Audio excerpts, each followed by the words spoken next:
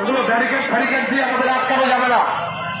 ওগুলো প্রশাসনের যারা রয়েছেন তাদেরকে বলছি, এগুলো ব্যারিকেড দিয়ে এসএসআই ডিআইএসআই মহিলা সমিতিকে রোখা যায়নি।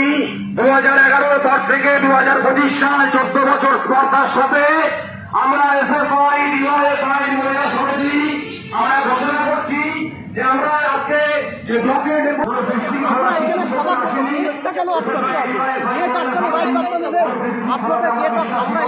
করছি, আমরা তো বলিনি আমরা কোনো আমরা অ্যান্টি সোশ্যাল না কেউ, আমরা কেউ আমরা ইন্টিমেশন দিতে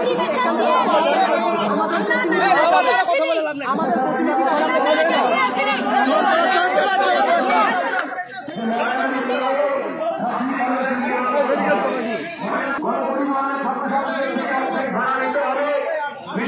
কর্মীদের ভাতা বাড়াতে হবে। ময়নাগুড়ি কলেজের দীর্ঘদিন নির্বাচন বন্ধ রয়েছে, ছাত্র সংসদ নির্বাচন পুনরায় চালু করতে হবে। কমরেড, এখানে সবাই দাঁড়াবেন, সভা চলবে।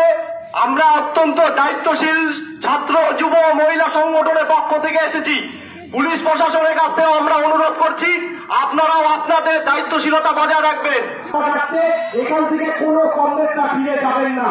এখানে এখন সভা চলবে, আমাদের যারা প্রতিনিধিরা যাবেন তিনটি গণসংগঠনের পক্ষ থেকে কমরেড প্রীতম রায়, কমরেড তন্ময় রায়, কমরেড মানব রায়, কমরেড দীপঙ্কর পাল, অপূর্ব সরকার, জগদীশ সরকার এবং মহিলা সমিতির যারা নেতৃত্ব যারা যাবেন তারা প্রত্যেকে উপরে চলে যান। বিডিও সাহেবের সাথে আপনারা আপনাদের আমাদের যে দাবিপত্র সেই দাবিপত্র নিয়ে আলোচনা করুন।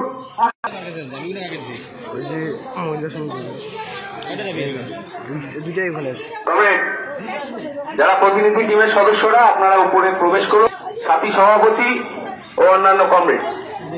একটু আগে পুলিশ প্রশাসন অনেক